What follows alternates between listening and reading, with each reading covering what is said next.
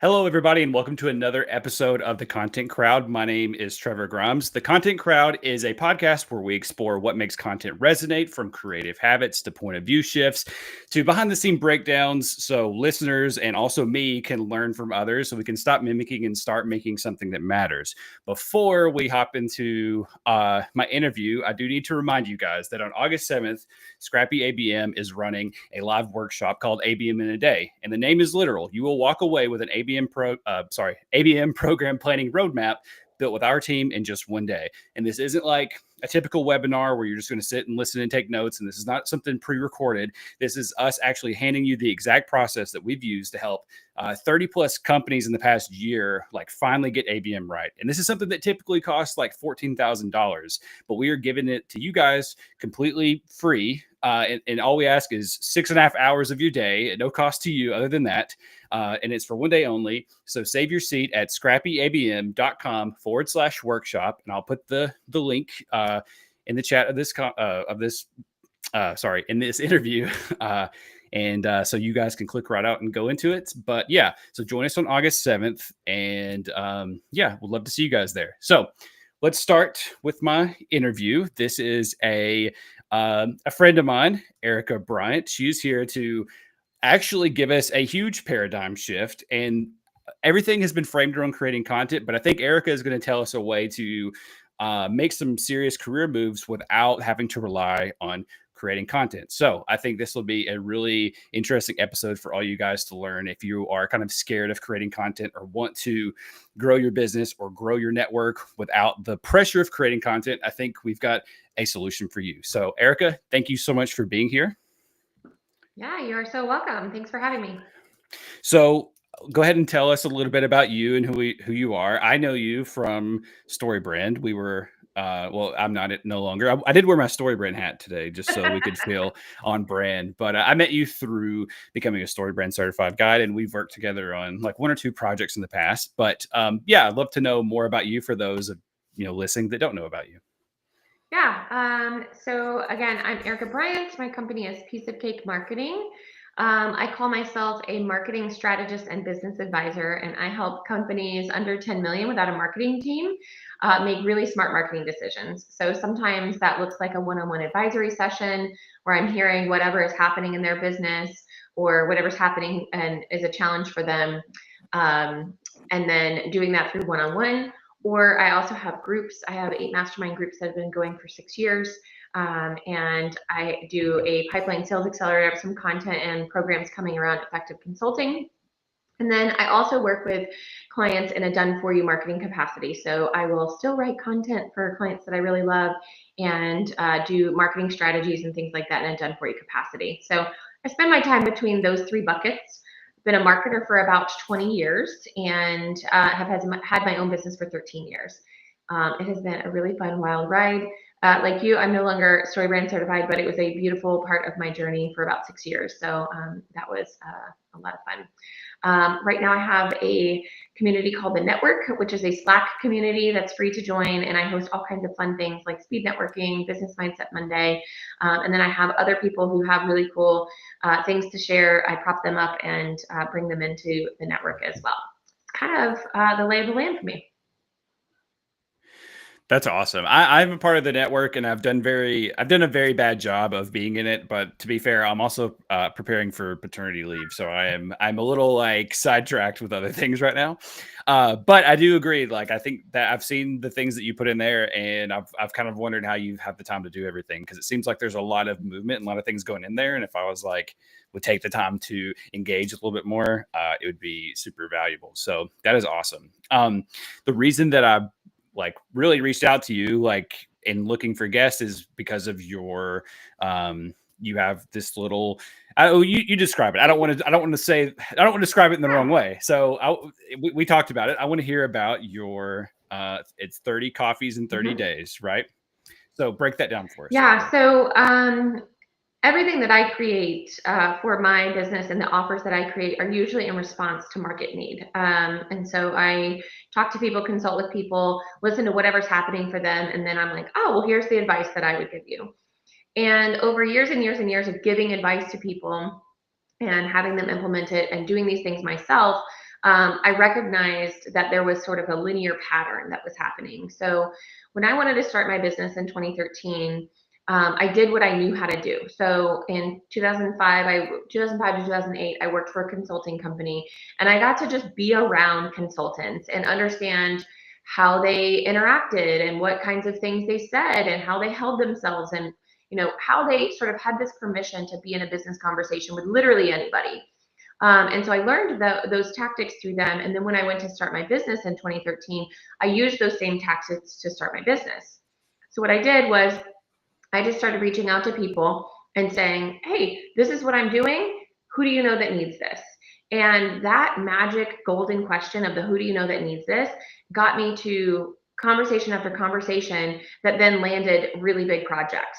And so, I did that. I ran my business like that for, I don't know, 7 or so years. And then I started doing coaching. And then when people were like, well, how do you get business? What do you do? How do you this? I'm like, well, you do it like this, because this is the way I did it. So the 30 coffees thing is just kind of like the number 30 is not magical. But when I tell people to do 30 coffees, they usually by the 16th or the 17th coffee, they have 2 projects that they've sold. If they're doing it right. There are some exceptions to the rule of, like, do you have an offer? Are you asking for the thing? Like there could be some holes in it, but usually that's what happens. And so after telling people to do that for so long, I was just like, well, of course, like, why wouldn't I, make this a thing? So the 30 coffees method is basically a relationship sales funnel. And it allows you to, it gives you a goal, right? It ties you to something where you're like, oh, like, what am I going to do to grow my business? I don't know. Maybe I'll go talk to people. And usually what happens is you do like 1 or 2 of them, right?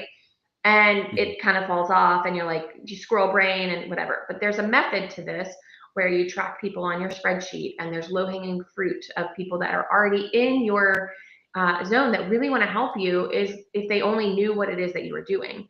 And so this is a way to get yourself in front of them in a no pressure, non-salesy way. You're literally just having coffee. You want to build relationships. You want to hear what's happening for them. Like, for instance, Trevor, I didn't know you were expecting. Congratulations, right?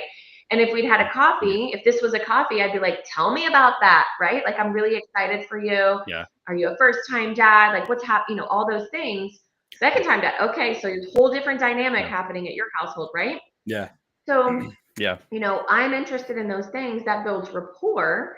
I now know about it. I now have something to check in with you about later, and we could have another coffee. Yeah. And the byproduct of that relationship building is, you're excited for me and what I'm doing. And when I show up with that passion, you can then refer me to whoever, right? So if I said, Trevor, do you know anybody who would be a good fit for the network? You'd be like, ooh, I want to send you these 2 people. Well, one of those 2 people might buy from me. And that's kind of the magic of the 30 coffees situation. I could keep going, but I will pause. Yeah. Well, first, Yeah. because I've got a lot of questions now. Because one, I love that, and I've mentioned this on a few episodes of this, but this is kind of what I'm doing here. Not every person I talk to is a target account, so to speak. But the goal is to talk to people because like I said, they learn. I get to learn from them. They learn from me. At the end of it, I'm always asking, like, what can I help you do? I appreciate you for your time, and that just lets people know what I'm doing and what I'm working on. And do you know anybody else who wants to launch? I don't like launch podcasts for people, but maybe it's like, do you know anybody else who wants to launch a podcast? Maybe you've wanted to launch one, and it's like, yeah, okay, well, I can either figure out an offer real quick by doing what I did and building that process for the first time, if I haven't already, or if that is my offer, that's how I'm getting people in.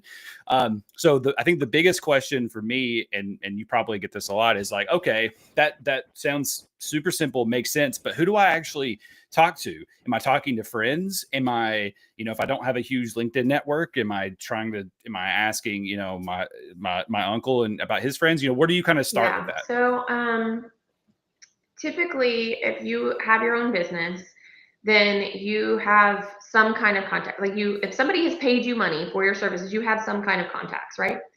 So when people come to me and they say, Erika, my business is failing, what do I do? My first reply is, go back to all the people who said no to you and go ask them how that project is going. You're going to find so much gold there, because what's happened is, right, they probably either didn't make a decision, or it could not be going well, or they might have another project for you, or maybe it's going really well and you're just building a relationship, and maybe 5 years down the road there's going to be a project there, right?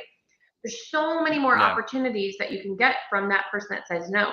I think it's hilarious that we try to like build all these relationships with people, and then we get to the proposal and then they say no, and then we're like, you're done to me. Like, don't, yeah, and you never talk to them again. And Yeah. what a shame, right? Because, you know, we connect with humans, and that's beautiful, right? So that's the first place I tell people to go. And there's 4 buckets of low hanging fruit. The lowest hanging fruit are people who have already bought from you, right? If you're not doing some kind of account review in whatever industry you're in, you're missing out on a lot of money. There's probably ways that you can help them additionally, right? Or maybe there's a new product that you can create. Remember, I said I create things based on, you know, market need. That's a huge place that I can go get things. The second place is the people who said no, and ask them, you know, like ask them how they're doing. The third place is the people that are in your mailbox, right, that you have forgotten about. And I am guilty of this too. There are people who've gotten on my calendar. We've had a lovely conversation. They never made it to my pipeline because I got busy, and then they fell through the cracks, right? So you can recover that. You know, I actually, I'll tell you a true story. Earlier this year, probably like 2 months ago, I was looking in my inbox for another person, and I think their name was like, I don't know, I'll make something up, like Rob or something. And so I searched in my inbox Rob, and I found that somebody had introduced me to this person named Rob, and I missed the email. Ooh, right? Like, shame on me. Yeah. Like, that person introduced me, and I missed the email of the connection. So this email had happened in January. It's now like June or May. So I sent a note to Rob and I said, look, I'm so sorry. I missed your email. I was searching my inbox. I found whatever. I would love to chat with you if you're still open to it. You know, totally understand if I've missed the boat, but I would love to chat or whatever. We got on a call, had a lovely conversation. He's joined the network. He's now networking in there, and that's a total win, right? Yeah. He Yeah. would have Huge win. Yeah. never joined the network, right? Had that not happened. And so I guarantee you there's some people that you have missed, not, you know, because of whatever, but, you know, just things happen. And then lastly, scroll through LinkedIn. That's it. Yeah. Right? Who are you connected to? Yeah. I bet you somebody has moved. If you've got more than 200 contacts, you don't know where everybody is, right? So see who's moved. Yeah. Say like, hey, congrats on your new position, or I'd love to catch up with you and hear how things are going. Really, I mean, you can find at least 30 people in those 4 buckets. Yeah. Oh yeah, definitely. I love that you, first off, you mentioned like, just because somebody said no at some point you don't immediately write them off. My guest last week, we talked about this in depth of how important it is to, I mean, keep those relationships. Just because somebody says no right now doesn't mean that like you're like, maybe your offer is just kind of off. Maybe they don't, like, maybe it really is a timing thing. Stay in contact with them, like follow them on LinkedIn or whatever, kind of know what's going on, or just ask them, is it okay if I reach out to you in 3 months? Even if they just say yes because they don't want to tell you no, at least in 3 months you have an opportunity to reach back out to this person. And I actually did this there was a few agencies where I live who every now and then I see that they're hiring for a copywriter, and it pops up on like my LinkedIn feed. And so I send them, I'm like, hey guys, I just noticed that you guys are quite frequently looking to hire full time, and that may be the ultimate goal, but I can fill in between those. And that's just like an easy way to reach out. And I've had people have told me no right off the bat. And it's just like, cool, can I reach out to you in 3 months and see if things have changed? And they're like, sure, we'd love to work on a project with you in the future. And even if they actually mean no, in 3 months, they might actually be in need of help. But things like that you can kind of look for. And like you said, scroll through your LinkedIn. If you've that's how I've got a lot of freelance projects before, is just reaching back out and being like, hey, I now offer this. I have more capacity. Just wondering, is there anything you guys need to get pushed across the line before the end of the quarter? And usually it's like, yes. They say, we didn't know that you had availability. So that's always kind of oh yeah. And I've done the clean out my inbox thing and been like, I forgot about this person a long time ago, and reached back out to them. And sometimes it turns into something, and sometimes it just turns into that conversation, which is kind of the whole basis of what you're doing, is like just having that conversation so that, because once you have, I mean, a network of 30 people that you know a lot about is, I would guarantee that most of us can't like name 30 people right off the bat that we know something outside of maybe their job title about. And I think that's super valuable to know one more thing about somebody versus like just knowing where they work and what their job title is. Yep, absolutely. Yeah, that's brilliant. So before we were hopped on the call, we were having a little bit of technical issues, but we were talking about this, and I mentioned like using those conversations to create content, and you were like, "Actually, no, we're not going to create any content from this." And so I I want to know about that because I understand that this is a content led conversation, and I'm always trying to push that content is the fuel for your business. But that's my point of view. So I'd love to know, like, how do you help people that don't want to create content, don't have the time, maybe just don't have the strength of creating content? They're using this to avoid creating content. So how, or not avoid, but they're using this as a different vehicle. So I want to talk a little bit about that too, because I think you had a very strong like point that this was not a content driven thing. So would love to hear how that works into the overall results in the 30 coffees in Yeah, 30 that's a days. really good question. So, I have a strategy that I help people understand for this relationship building sales funnel. It's know what you want, know what you offer, show up, give, and ask. Okay. When you know what it is that you want, excuse me, you can create offers that align with your perfect self, your perfect week, the way that in which you want to show up for your business. You're not recreating something, some other construct of the 40-hour work week, right? Know what you want, know what you offer. Show up Mhm. and give, show up and give, show up and give, earn the right to ask. Okay? And giving doesn't mean I'm going to find something to throw at you so that you have to occupy your time because everybody has content, right? Showing up and giving could Mhm. mean holding space for somebody or asking them how things are going or a specific resource that might be helpful. So one of my I don't know, cool things that I do that I'm really good at is if you give me a situation, I can probably tell you what book you could go read further in and probably down to which chapter. Like, hey, that's in chapter 3 of this book. You should go read that. And Mhm. so that's super valuable for people, or connecting somebody to them is super valuable, right? So when you show up and give in that way, you earn the right to ask. And what I mean by that is if I've shown up and given and created a relationship with you where I'm caring about what's happening in your life and I'm caring about what's happening in your business and I'm asking you really interesting questions and we're both gushing about what's happening in business, the minute that I say, hey Trevor, who do you know that needs to join this network and can you send them the link? That's my ask. You're like, of course I would send the link. Why wouldn't I? I feel like we've created some rapport. Yeah. Where you get in hot water is when you show up and ask, right? It's like that feels slimy. I don't Mhm. know you. Why would I recommend you? There's no rapport here, right? So there's that. I'll put Yeah. that in one bucket of the answer to your question. Okay.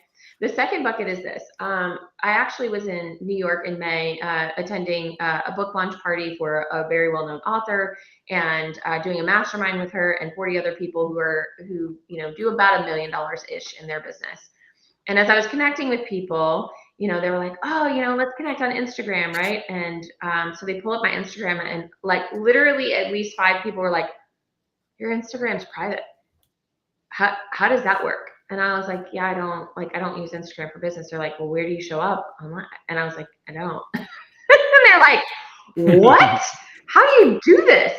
And Yeah. the answer is really solid relationships and through this private Slack channel, right? So I don't show, Mhm. in fact, in the network, I don't show up and create content whatsoever. I respond, right? I I create sales enablement materials like speed networking or like a business mindset Monday or like, some of these other sessions that I've done, like the 30 coffees challenge, right? I create situations that are, oh, this is what I'm doing and this is how I'm talking, right? And they're live things. I'm showing up in coaching and I'm not publishing content anywhere. To me, it doesn't feel good, right? So I feel like Yeah. I'm not polished. Maybe what I have to say, kind of like sometimes I'm like, is it really? Do I really? If nobody clicks on this, am I going to feel bad about that? Like I have a lot of things about that, so I'm like, it doesn't feel good. And I tell my clients when I'm doing strategy with them, I'm like, all right, what way do you like showing up? And if they're like, I really Mhm. love showing up on LinkedIn, guess what? The strategy that's going to work for them is a LinkedIn strategy because they love showing up there, right? I love showing up Mhm. on Slack and responding to people. I love showing up live for people. And that is, you could consider that content, if you will, right? But Yeah. that's how I love showing up. And why is that a successful strategy for me? It's because I will do it. So if you like showing up on Mhm. YouTube, awesome. If you like showing up on LinkedIn, awesome. If it's blogs, awesome. Wherever you love showing up and that energy you can put into it, that is what will be successful for you. Mm. That is a really good piece of advice, because I think a lot of us in like our space, it's like, well, if you're going to start creating brand awareness or something, like you gotta have somewhere that you're putting stuff out there.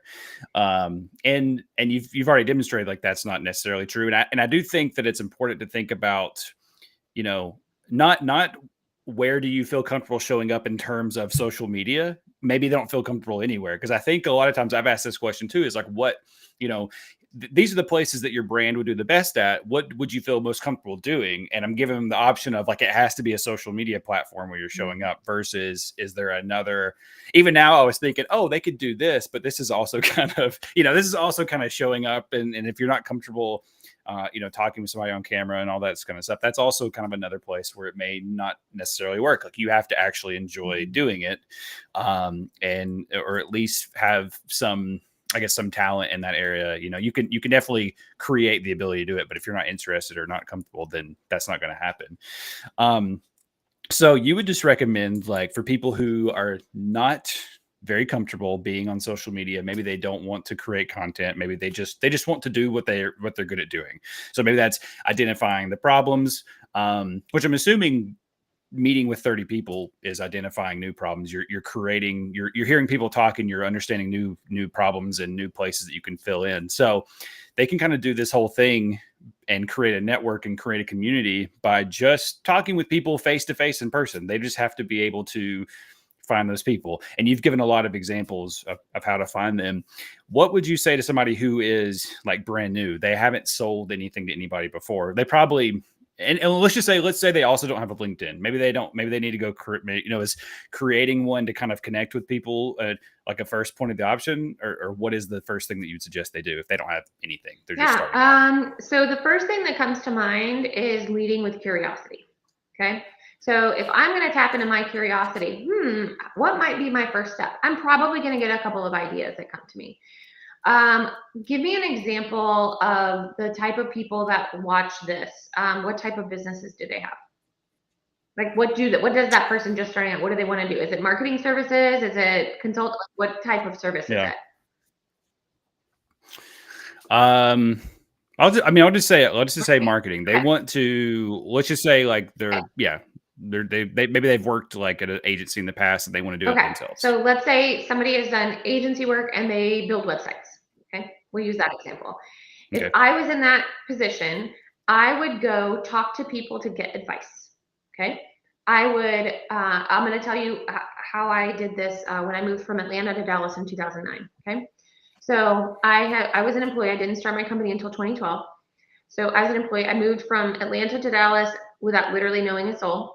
I reached out to the person that was at the consulting company in the Dallas office, and I said, hey, I'm looking for a job, and I have this list of jobs that are available, and here's my spreadsheet. Who do I need to go talk to? Notice, same format, right?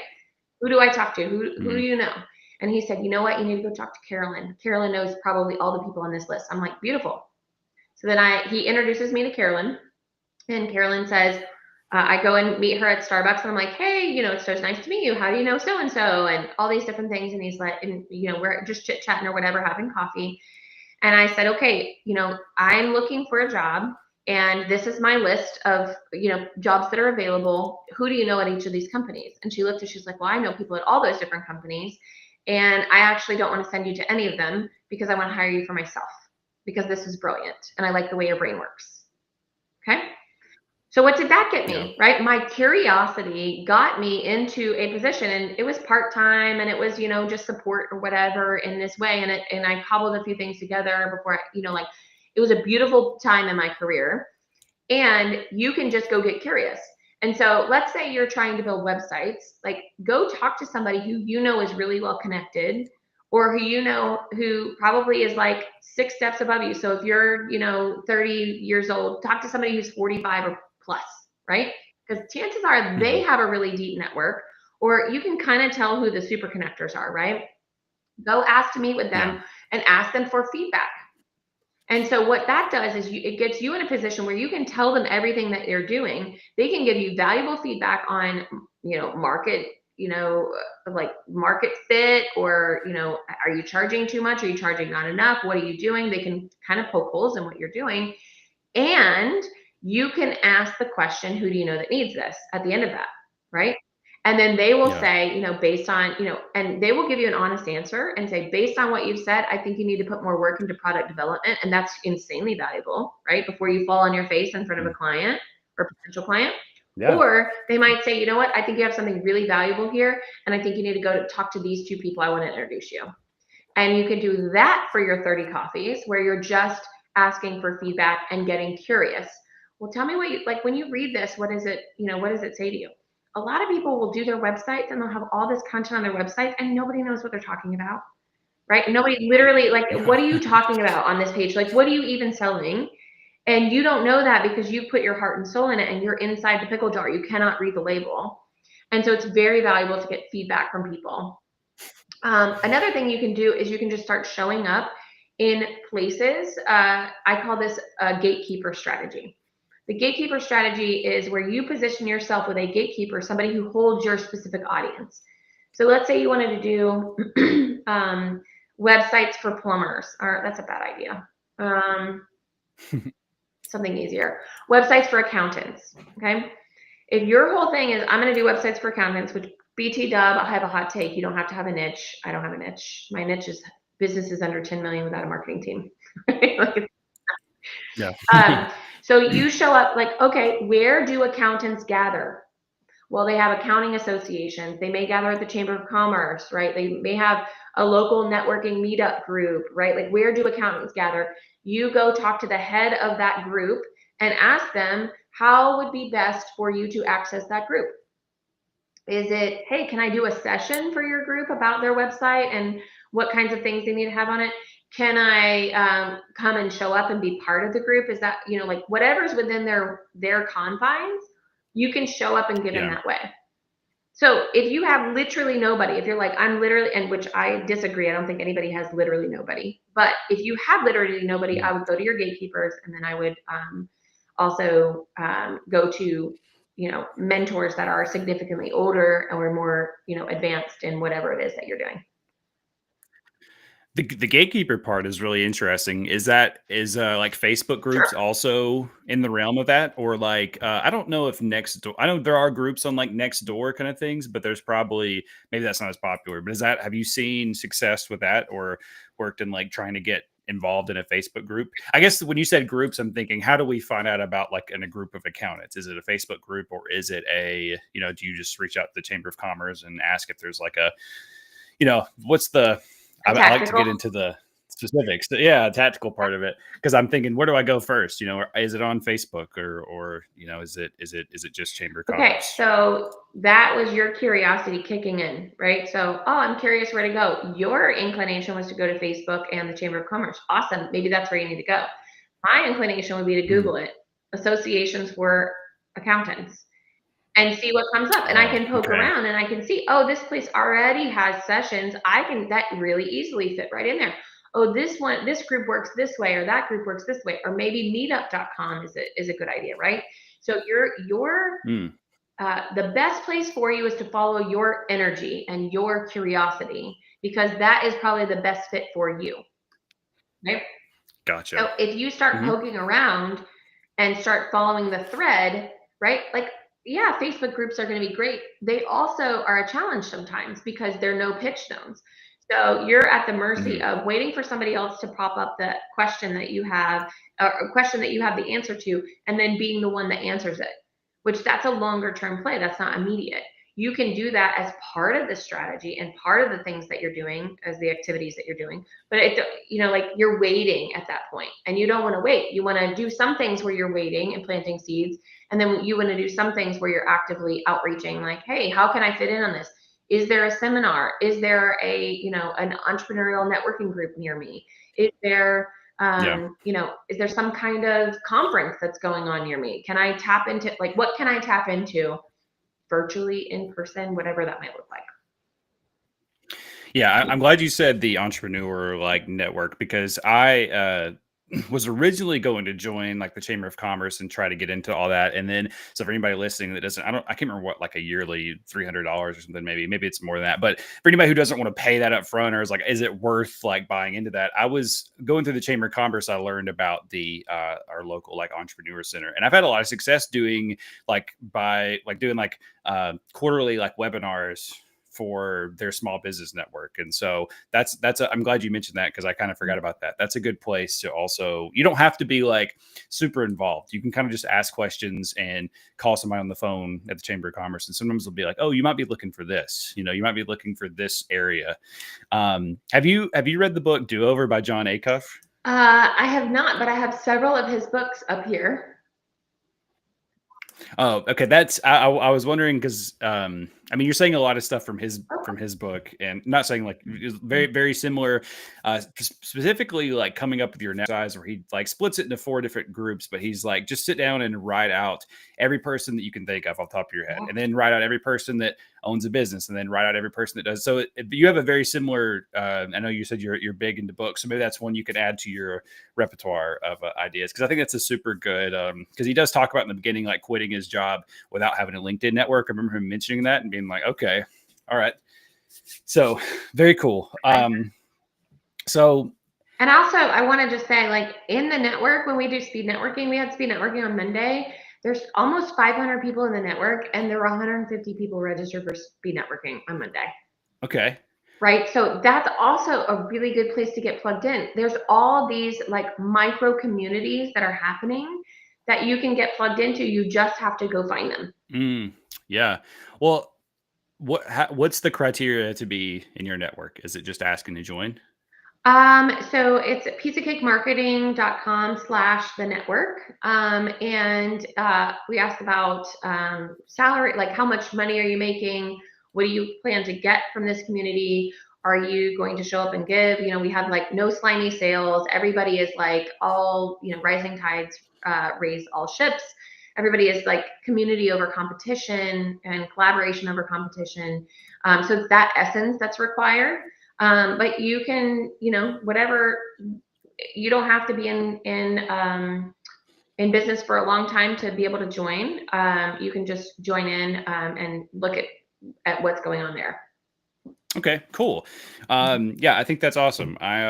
It's very inspiring, because part of like what I want to do is, I don't know if I want to create something like you've created, but I definitely want to have some kind of community that helps build people up and helps people find new ways to do things. And so it's kind of why I started this. I'm hoping that people that are on here will see other people, or people watching will see the people on here. So I think that's really awesome. And that's definitely a very inspiring thing to see you doing that. And like I said, I see it like pop up on my Slack all the time. Like there's always things going on. So very cool. So I'm super proud of you for doing that. I think that's awesome.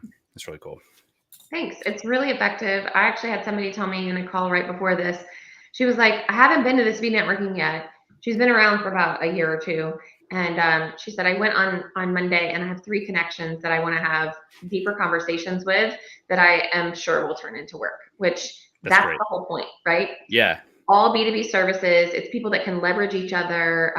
Oh, I do websites, I do copywriting, I'm legal, I do accounting. It's all across the whole business, B2B services that can leverage each other's clients and get to know each other and bring people in. That's awesome.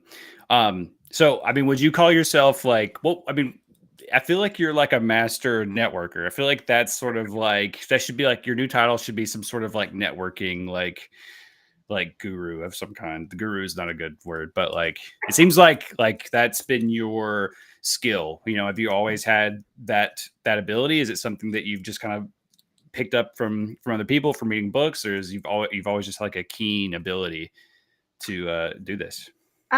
So people have asked, the word that they use is a super connector. Yes. So people have asked me this question, and I think it's a really valid, because a lot of people, the underlying thing is like, well, how do I become a super, how do I get in on that? And here's what I tell people. 1, anchor yourself in somebody's mind in 2 or 3 words, right? So notice I said marketing strategist and business advisor. That's like 5 words, but you can pick either one of those and anchor me into your brain. When people do that to me, like, Trevor, if you were to say your 2 words or 3 words to me, then I would then do that, and I've got you logged in. And the minute that I hear that thing, I'm gonna be like, oh my gosh, who do I know? Who do I know? And I'm going through my mental Rolodex. And then you get a random email from me when I'm like, hey, I was talking to so-and-so and they really need a whatever, right? Yeah. And so that is how I catalog people in my brain. There are a lot of people who are like, I can't do that in my brain. That must be a gift. I'm like, great, get a spreadsheet out. Do it on your phone. Whenever I go to networking events, I open up a notes on my app, and I just have like, as I'm in conversations, I'm listening. How can I help this person? Do they need me to answer a question for them? Do they need me to ask a question of them? Do they need a new connection? Like, I'm listening for those things. And in the minute that they say something, I'm like, oh, you need to talk to Trevor because of such and such and such and such. I'm like, let me pull, and I say this to them. I'm like, hey, I want to put this on my notes app so I don't forget. And they're like, oh my gosh, that's amazing. Yeah. And so I put it on my notes app. I'm like, introduce so-and-so to Trevor. And then when I get home from whatever event that might be, I'm going to then fulfill that promise and say, hey, Trevor, I was at this event, context for the outreach, context for the relationship, and then making the ask. So I was at this event. I saw so-and-so. I think there's some synergies here. You two need to talk. Let me know if you need any further introduction. And by doing that and showing up and giving in that way, that cost me nothing, right? Yeah. And I'm helping people win, and people make real money from those connections. Like, I've probably been responsible, I don't even know for how many millions of dollars worth of projects, right? Yeah. Because I have been like, hey, you two need to meet. Now, what does that do for me? What is in it for me? And I know this is not like, the spirit of generosity and giving and things like that is not usually what's in it for me. But when I point this out, people are like, oh, I get it. Mm-hmm. When people think of, like, if I were to do that to you, you would feel like the warm hug of Erika Bryant. You would remember me in a positive light, and you'd be like, oh my gosh, like, the next time Erika asks me to do something, I'm on it, right? Mm-hmm. And so when Yeah. I do show up with my ask and I'm like, hey, who do you know that can join this network, right? Then you're like, I got 12 people because I love the energy here. I love the spirit of general. I love how this feels. To give you some context, last year, this time we had 150 people in the network. Today we have 480. Wow. That's awesome. Right? Yeah. And it's just through like showing up and giving and showing up and giving in a way. And my business is thriving, as a result. So I have an email in my inbox that I got earlier this morning that I haven't responded to yet. And they were like, hey, I know somebody that'd be great for your masterminds. How do I connect them to you? Right? And that's somebody I've been showing up and giving to. And now they want to, send some, they found some, they're my sales team now, right? Yeah. Yeah. And then right. And so this reciprocity that happens, and it's not one-to-one, right? Yeah. I had somebody ask me that the other day. They're like, how do I get from people, but without, having anything to give to them? I'm like, this is not a tit for tat one-to-one. Yeah. If anything, like, my bucket of giving is like real deep, right? Yeah. And Yeah. what I get back is probably here. And I'm okay with that, right? Yeah. So it doesn't have to be a one-to-one. I don't have to be like, all right, well, you know what? I gave Trevor 3 leads and he needs to come back with the leads. Yeah. That energy is not what we're doing. Yeah. Yeah. That's what happened here. Kind of like I asked you to be on my podcast. And I think at some point you were like inviting me to your network because you were already talking about that. And you're kind of showing me how it works in real time. And I would say that if I took the time and really became active in the network like I should be, that I would probably get a lot more out of that than you're getting out of this, unfortunately. But that's just kind of, hope down the line, though, it might turn into something. But, I'm definitely going to know that, like, man, Erika's who I need to go to, like, if I need to ask for somebody about something and connect with somebody around something.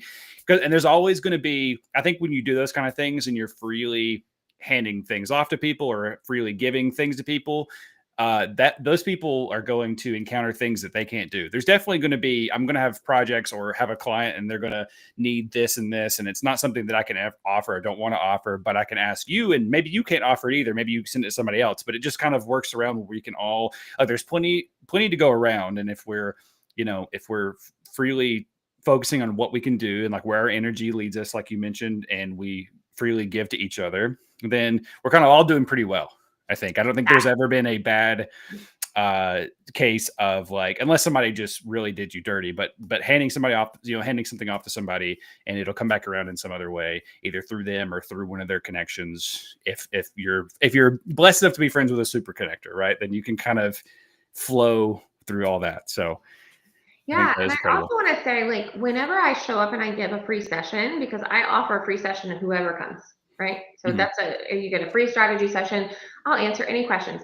I show up in all of myself when I do those, right? So you want to get on my calendar, you go to my calendar link, you find a time, we have a 1 hour session. I will answer any question about your offers, about your messaging, about how to go to market, about validating your idea, about all the things that I do that are in my zone of genius. And now you know what it's like to do business with me before you do business with me, which is a Mhm. great sales tool. And it anchors in your mind this is what people need to talk to Erika about. So when then you leave that session with me, you then go about your day and you meet somebody, your thought is you need to go talk to Erika. And guess what? That's my client. So you may not be my client, but you are a sales tool for me, right? And nothing comes of this. I believe that everything will come of this, right? Mhm. And even if the only thing that I get from this is I got to say, like, on Thursday, I had something on my calendar, and energetically, I felt really awesome showing up to this, and it positioned me as the advisor that I want to be, and it was a drop in that bucket. Success, Yeah. right? Yeah. Yeah, because that's a good way to look at it too. I mean, it's easy to see like this is my 10th episode, and I'm not really going. Oh, thank you, On thank you, you. this is a monkey moment. Yay! Oh, that's awesome. Way to go! Thank you. Yeah, this is my 10th episode, and so like I'm not really didn't go into this hoping that I would just have leads flowing in. It was just to network with people. But I Mhm. think if you're going into, even if you are going into this in a way to create business, and which is there's nothing wrong with that. It's easy to get burnout on it or feel like, dang, by episode 10, I don't even have one new prospect. There's no opportunity there. Being just setting the mindset that I'm coming with, like, I enjoy doing it, and it's the energy of showing up and being in that mindset, I think is also really important. And if you can look at that as a win, I mean, that's how I look at these. Like, I'm actually excited for each one of these episodes every single week. I'm honestly just thrilled that I have people lined up. Like, I'm booked. Like, I'm like booking people out like a month or two in advance, like, because Congrats. that's a huge win for me. I went into this thinking like I'm not going to have anybody to be on here, and so far I've only had one person that said no to me. So I think that's pretty Wonderful. good considering that's 1 out of 20 people or whatever. So and I also think like the thing that really stuck with me, ironic because you're talking about anchoring in somebody's mind, that part really stuck with me because sometimes we get hung up on trying to explain what we do and trying to differentiate ourselves. And like if I say I'm just a content strategist, like that doesn't sound good because everybody says that. But at least that's what you know me as, versus if I say, I don't know, I write the words that make money. Like that's kind of cool. But like also like if you told somebody that, they'd be like, well, what does that mean? Like, what do they do? I don't understand. They make billboards. What does that mean? So I think it's important to sometimes roll back how we describe ourselves or how we describe what we do and make it so simple that it can just stick in somebody's mind and they remember like, oh yes, Trevor said he was a content strategist. So I remember him saying that. He didn't say some weird like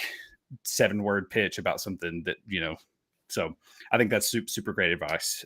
Actually, all this has been super great advice. I appreciate you for coming in here and giving all this away because it was a ton of valuable information, and I'll create a lot of content with it. So thank you for giving me that. Yeah.